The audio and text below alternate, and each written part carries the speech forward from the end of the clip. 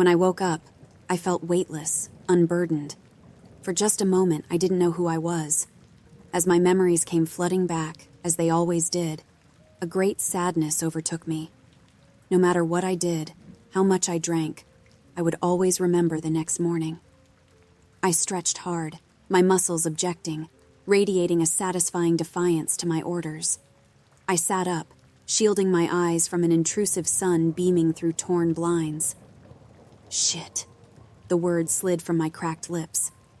I sat there, running my fingers along the edges of stains coming from God knows where. The pillows that usually lay beside me were thrown all about, some on the floor. The sheet was pulled off the corner on the same side. I had gotten someone to come home with me. I laid back down, smiling now. Gratification overshadowing pain as I tried to recall the events of the night prior. I wondered what lies I told, how I'd convinced someone to follow me home. It didn't really matter. I could revel in my thoughts for a while. A few hours later, I woke up again. This time, I didn't receive the bliss of momentary ignorance, instead immediately bearing my existence. The thrill of last night's apparent conquest was fading now, slowly morphing into a yearning from the deepest parts of whatever I am. Soon, my very soul would begin to itch. Desire would gnaw at my consciousness until it was reduced to something primal. I needed sex. I forced my body into an upright position once again, popped 2 ibuprofens, and downed a bottle of cheap water. A metallic taste filled my mouth. I staggered past piles of dirty clothes into the bathroom to confront myself in the mirror. I'd always wondered why those fortunate enough, or unfortunate enough to be conscious, were able to see themselves. Surely that was a glaring oversight in the theory of intelligent design. My thoughts, ideals, values, perceptions, these things were me, something abstract. Being able to look at myself had always blurred that. I could see that I wasn't special. I see the same thing every other person who has looked in a mirror has seen. A body. I shook my head. I'd let my mind wander again. I stared at myself, taking in my features. Deep purple bags lay beneath bloodshot eyes. I looked tired. An inclination suddenly came to mind. A faint call to do better, to get better. But it was too far away, deafened by doubts and apathy.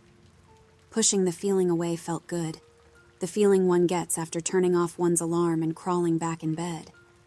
I knew I needed another fix. There was no way I could live without it. I made myself as presentable as possible, brushing my greasy hair and grabbing a different t-shirt from a pile. I wanted the day to be at least slightly productive, so I picked up one of the brimming trash bags, feeling its strings pull tight against the weight. I awkwardly shuffled the large bag down the hall, heaving open the door to the trash room. The smell of rot flooded my nose, warding off the feelings of hunger that had just been beginning to rise. As I struggled to get the bag into the dumpster, something caught my eye. A black t-shirt with foreign lettering lay haphazardly in the corner.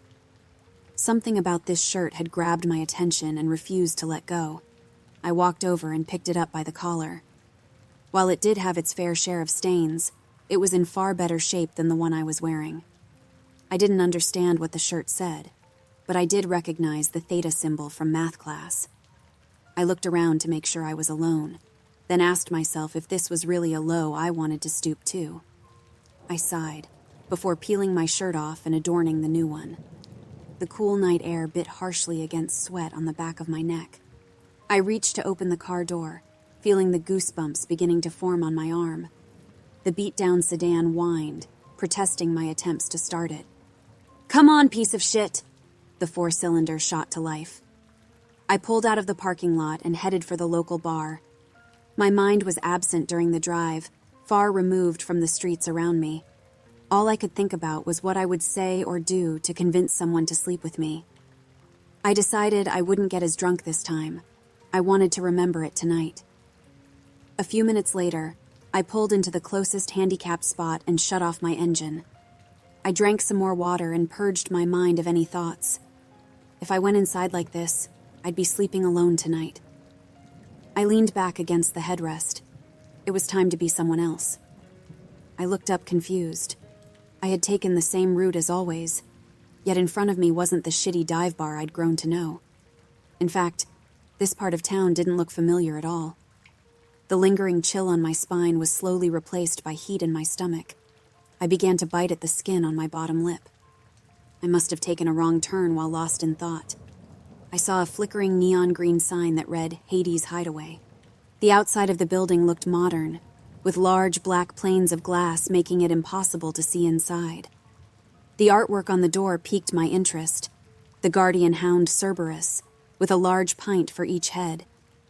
Each one also looked more wasted than the last, with the third being unconscious. The artwork made me exhale through my nose, dispelling the clouds of anxiety forming within me. What the hell? I thought. A fresh set of faces would increase my chances of getting laid. I was starting to get a reputation at the old place after all. I checked the time, 9 o'clock. I did a quick pat for my wallet, phone, and keys, then made my way inside. Pulling the door open, I was immediately taken aback. Despite the modern look from the outside, the whole place had an incredibly rustic feeling, the bar itself being made of worn mahogany. There was a large hearth to the left, complete with a roaring red fire inside. The rest of the space was filled with rows of sparsely populated wooden tables and chairs. The few people seated seemed wasted. I would fit in here. The next thing to catch my eye was the gorgeous bartender. She was tall, slender, with wavy brown hair. Sadly, I knew she wouldn't be an option. Any interest she'd have in me would be gone the moment I stopped tipping. That's when I saw her. Pulling out a chair at the bar was the most beautiful woman I'd ever seen.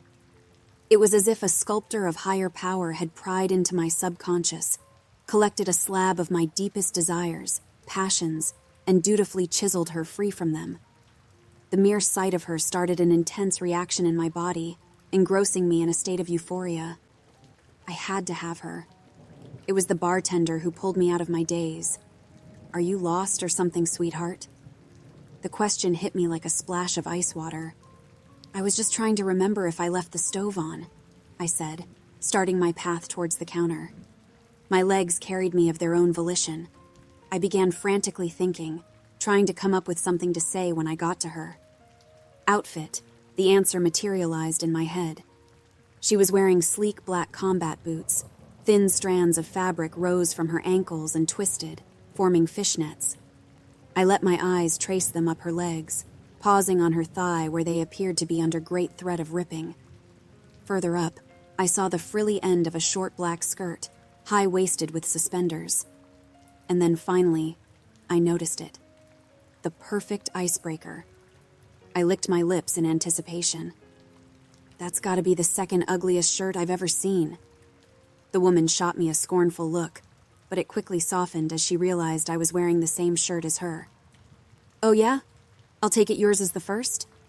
"No, that's the first," I say, pointing at a large patron across the bar, sporting a worn black tank top with large letters reading IP in Pools in bright green font. The corners of her mouth quickly turned up into a smile that could melt away anything. Fear, pain, uncertainty. At least his doesn't look like he found it in the trash on the way here. The comment stung. Was it that obvious? "I'm fucking with you," she said mockingly. "I'm sure you paid extra for the distressed version because you really dig the homeless look." I had no idea what that meant. "You got me. I'm a connoisseur of the distressed.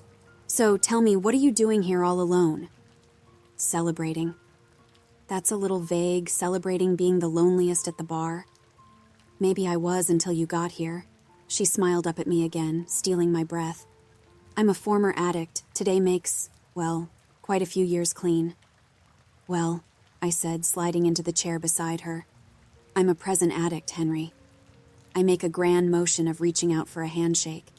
"Keisha," she said, taking my hand. Her skin was so soft I wanted to pull her close and feel her against me. I looked up, making eye contact with her for the first time.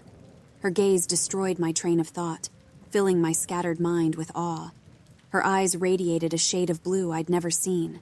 After what felt like minutes, she blinked, snapping me back to reality. I had no idea how long I'd been aimlessly staring at her.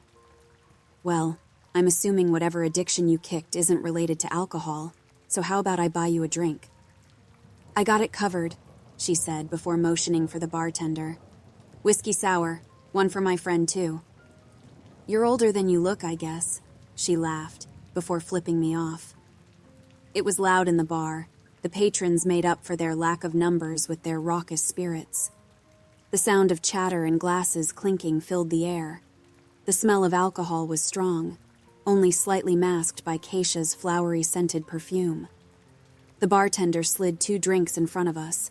I took the orange out of mine before downing it in one gulp. Her eyes grew wide with amusement, as she did the same. I was taken aback by the strength of the whiskey.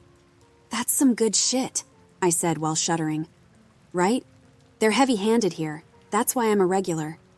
The bartender shot her a glance before looking away. How about some shots, then? Sure, she replied. Hey, you said you were an addict, right? Alcoholic? Oh, how I wished that were the case. How much simpler it would be for me to have a drinking problem. At least then I'd only be hurting myself. Something like that. Ever tried to beat it? A few times, actually. I can't seem to. You can beat anything if you want it bad enough. Sure, I suppose, and what if I don't? 2 shot glasses slammed onto the bar. The sound of vodka filling them made me thirsty. Cheers to that. Keisha held her glass up to me, letting me dink it before we drank. I was like that for a long time. Eventually, something will happen that'll show you what's important. Oh yeah? Like what? I wipe my mouth and ask for another round. Well, really it's different for everyone. For me, reality set in slowly but surely. I realized I couldn't keep living the way I was. Something about the sureness in her voice, the hope, saddened me. I took my next shot unceremoniously. I missed my wake-up call. This is all there is now. The words came out before I could think. I cursed myself internally. My ears began to grow hot as I became aware of sweat building in my armpits. Tell me about it. She scooted around on the stool to face me, before crossing her legs. I suddenly got the feeling she'd done this before, and that she was good at it. I almost opened up to her, but caught myself. So you can tell me a bunch of shit I've already heard? Her compassionate demeanor dropped for a moment. I could tell she was taken aback. I mean, whatever helps, I guess. But let me ask you an honest question. She sat up straight, looking ready for a challenge. Ask me anything you'd like, she said with haste in her voice as more liquid filled her glass. You still think about it every day, don't you? You still feel the urges. Of course I do, but every day I make the decision not to act on them. And you're content with that? Always craving something you know you'll never have. I'm content with the life I've built, the progress I've made. Keisha relaxed again, letting her posture break as she shifted her weight onto her elbow, supporting herself on the bar. She's had conversations like this before. She knew she was right, and maybe deep down I did too. Is it exhausting being so self-righteous? You're fighting against our nature, you know. Intensity filled her eyes. She leaned into me, eager for me to finish talking so she could interject. Really? Why don't you tell me what our nature is? She ran her tongue along her bottom lip. Our nature is to find pleasure, whatever it may be that brings it. To consume, to take risks, to fuck. We sat there for a moment in silence, as she looked me up and down. I took another shot, already feeling a strong buzz. She looked and sounded unfazed. Maybe. But if that's true, explain the world around you. How could we have accomplished so much if it weren't our nature to strive for growth? Her pale blue eyes focused on mine, as her lips curved upwards into a warm smile. The hearth caused orange and red light to dance across her skin. We all have wants, desires, some more than others, but we can all overcome them. She again relaxed against the bar, satisfied with her answer. I paused for a moment, thinking more about what she was saying than I wanted. Even if she was right, I couldn't let her know. I thought about her confident attitude changing to one of desperation. I thought of her giving in, being dragged down to my level. These thoughts consumed me. Keisha's smile began to fade, as a strange look washed over her face. Was she growing impatient? Because we all convince ourselves of a lie, like you have. There is no point in controlling ourselves, no point in building. Our lives last a fraction of a second in the grand scheme of time. We will both die, and nothing we ever did will matter. None of your bullshit will ever compare to the feeling you'd get from just giving in. She brought her glass to her mouth slowly, letting the vodka sit for a moment before she swallowed. She set the glass down, lowering her gaze to the floor and staring off blankly. I shifted in my seat, waiting for her to break the silence. I suddenly became aware of how cold it had gotten in the room. Glancing over to the fire, it had died down considerably and was barely clinging to life. This realization made me feel strange, alone. Turning back to Keisha nearly caused me to jump out of my chair. She was staring at me intensely, the expression on her face still blank. Unease began to grow in my stomach. "Are you okay?" I managed to get out in a murmur. Her face softened as the smile returned to it. "I'm sorry, honey, I got lost in thought," she whispered as she placed her hand on my knee. The warmth from her skin ran up my leg, sending my brain into a flurry. The unease fled from my body, being replaced by anticipation. The alcohol was really starting to hit me now, elevating my excitement. I decided to go ahead and shoot my shot, before wondering about the time. I slid my phone out of my back pocket, let my eyes linger over the digits, blinked, and tried to process what I was seeing. Chills ran over my body as I repeatedly tried to make sense of something I couldn't understand. The time read 9:01. The hair on my neck stood on end, as more and more information didn't seem to line up in my head. How did I even get to this place? Why hadn't I seen it before? How the hell had I only been here for 1 minute? Keisha ran her fingers along the bar in front of her. She looked at me with that blank face from earlier, one devoid of life. I met her eyes again. Something was different now. They held a different light. I tried to ask her how long I'd been here, but the words stuck in my throat. I noticed something else. We were in total silence.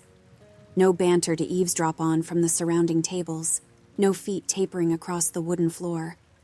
Looking around, the bar was completely empty other than the two of us. When had everyone left? Where had the bartender gone? I felt a familiar sharpness in my skull, signifying a migraine was on its way. "I'm sorry, honey. I got lost in thought," Keisha said. I let out a breath I didn't realize I was holding. The background noise had returned. The banter from a few tables over picked up, and the bartender was again scurrying back and forth to fulfill orders. "I gotta run to the bathroom. I'll be right back," I assured her before climbing off the stool. My knees almost buckled under my weight and continued to shake as I regained my balance. "Over there," the bartender instructed, pointing to a sign reading Elysian Pissers. I made my way to the back and pushed the door of the bathroom. It didn't budge. I pushed harder, barely managing to swing open the large door. I fell into the room, immediately vomiting in the sink. I looked up at myself, finding it difficult to believe what I was seeing. My eyes were no longer bloodshot, and the bags had dissipated. The tired, hopeless face from earlier was gone.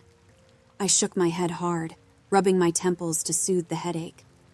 There was nothing to soothe. The pain from just moments ago was gone. What the fuck? The words fell out of my mouth. I began to seriously wonder if I had been drugged. Before dismissing the notion, I didn't feel sick. I felt incredible. I wanted to rationalize things, to come up with some explanation about whatever the hell had just happened, but my conversation with Keisha forced its way into my thoughts. I wondered what was wrong with me, trying to undermine her hard work so I could sleep with her. It made me feel sick.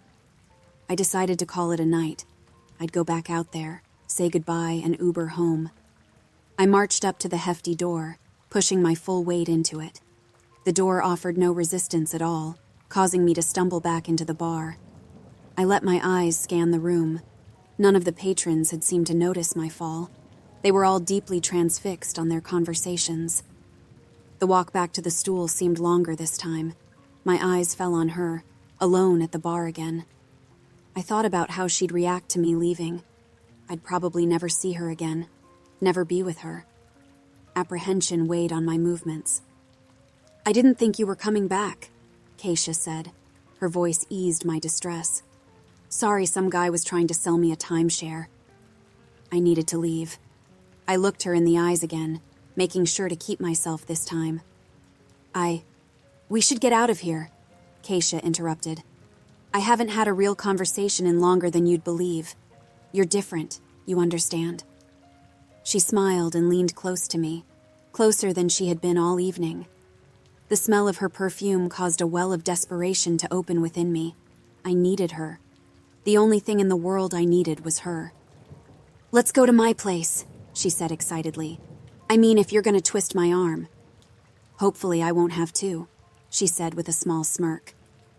Keisha paid for both of our tabs and led me outside. She walked briskly to the driver's side of a pristine white Kia Seltos, beckoning me onwards with her hand.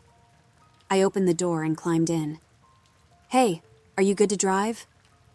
"I'm sure we'll be okay." She pulled out, neglecting to look for oncoming vehicles, laying into the gas. "What were you addicted to again? Vehicular manslaughter? Property damage?" Her only response was laughter as the speedometer sped past 90. For the first time in 10 years, I put on my seatbelt. "Doesn't this make you feel like you're actually alive?" The thumping of my heart filled my eardrums. "I'm not going to hold back anymore," she said. Her eyes opened wide, focused hard on the road. "I think you should tone it back a little. Don't you understand? You were right, about everything. You're the only one who understands." Her mouth remained slightly agape, and her pale cheeks grew flush. I ran my fingers through my damp hair, shifting uncomfortably in my perspiration. I took a deep breath, shut my eyes tight, and tried to imagine I was anywhere else. I thought about how close I was to having her alone, how close I was to exploring every inch of her. Slowly but surely creating a fire in my stomach, it raged and roared, growing into an inferno that consumed all other thoughts. It was extinguished upon opening my eyes. Something was wrong. It was too dark outside. No streetlights, no obnoxious LED headlights in the opposite lane.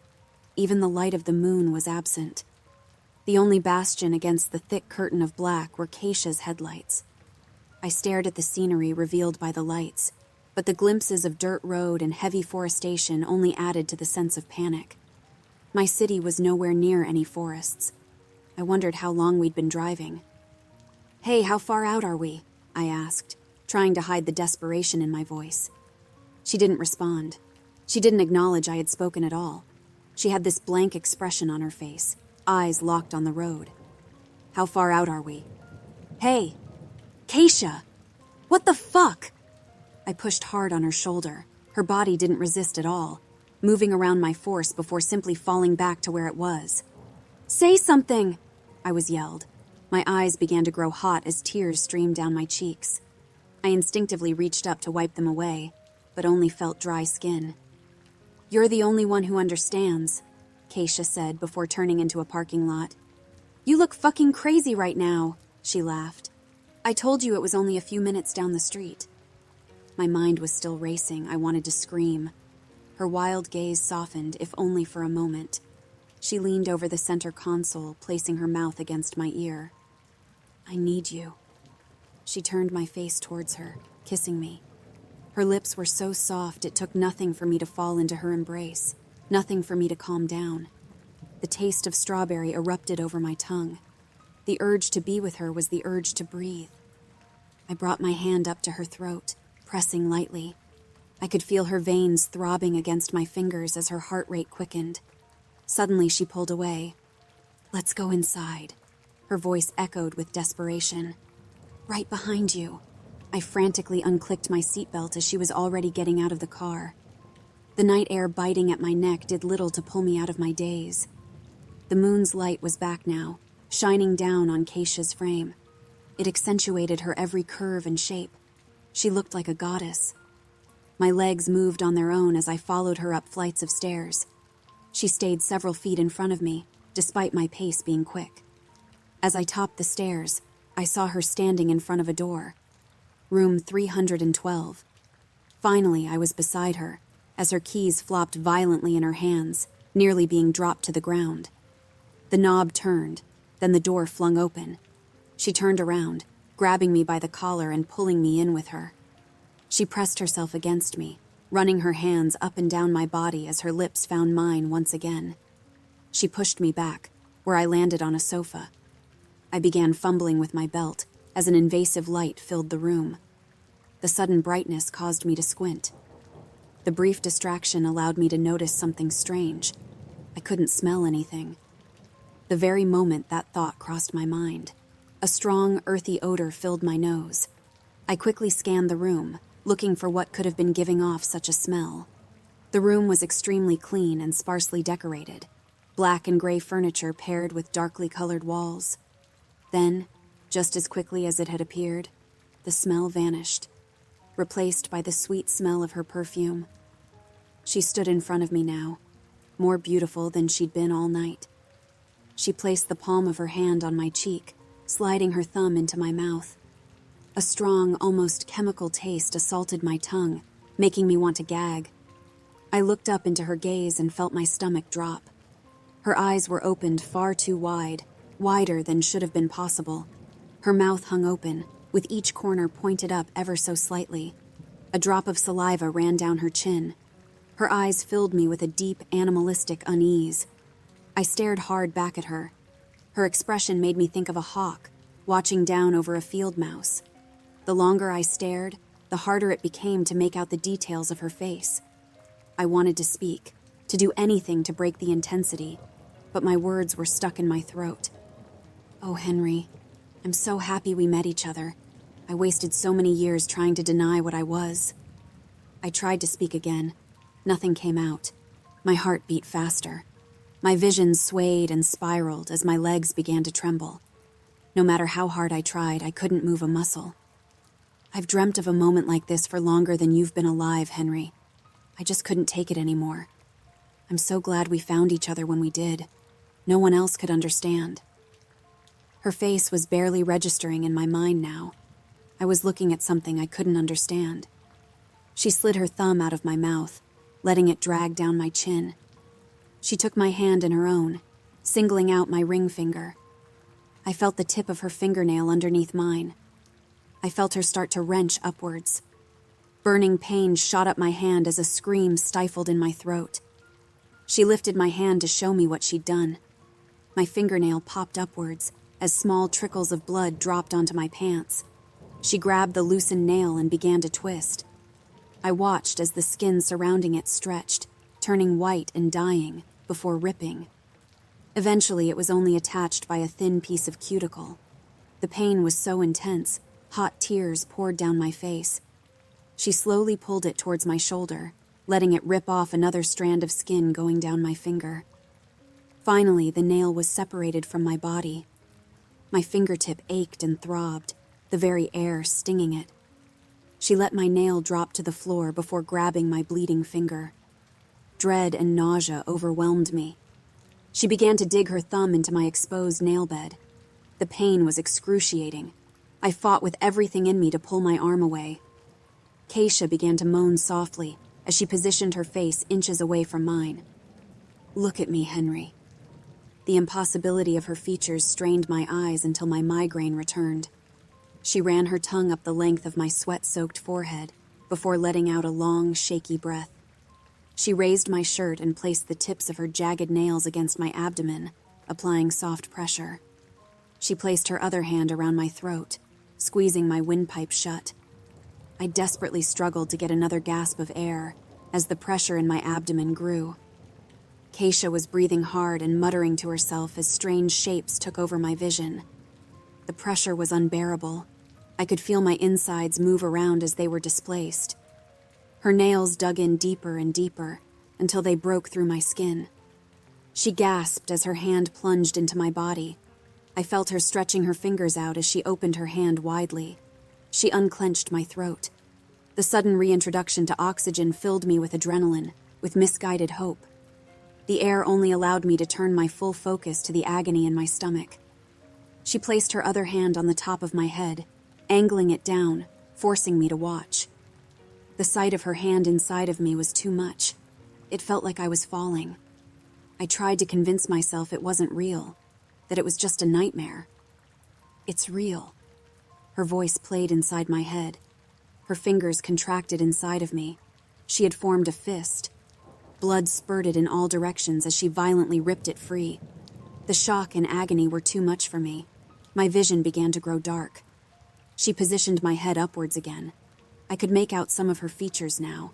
Her mouth was opened impossibly wide. She was staring at her other hand, which appeared to be clutching something. I couldn't make out what it was, some kind of brownish red lump. Darkness quickly obscured my vision. The sound of wet chewing filled the room. I thought those thoughts of terror would be the last ones I ever had. Then I woke up here. I looked up at the two men seated at the end of my bed.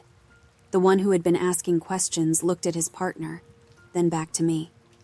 Wow, okay, pal. We didn't need to hear so much detail, I mean, damn. Yeah, man, we're cops, not therapists. His partner chimed in. This guy clearly doesn't have many friends. They laughed before standing up and high-fiving. Listen, obviously you were drugged, so we are going to run a toxicology report. We'll head back to the station and see if this fits the MO of any known organ harvesting operations in the surrounding states. With that, the two men left my room, leaving me alone. I still haven't come to terms with what happened. I don't know if I ever will. I don't know how I could live a normal life after that. Maybe they're right. Maybe I was drugged. I was drugged, and that was all some terrible nightmare. In my heart, I know that isn't true. I don't need the toxicology report to know. I can still feel her. I can almost hear her voice in my head. She's calling for me. All that's left for me to do is find her.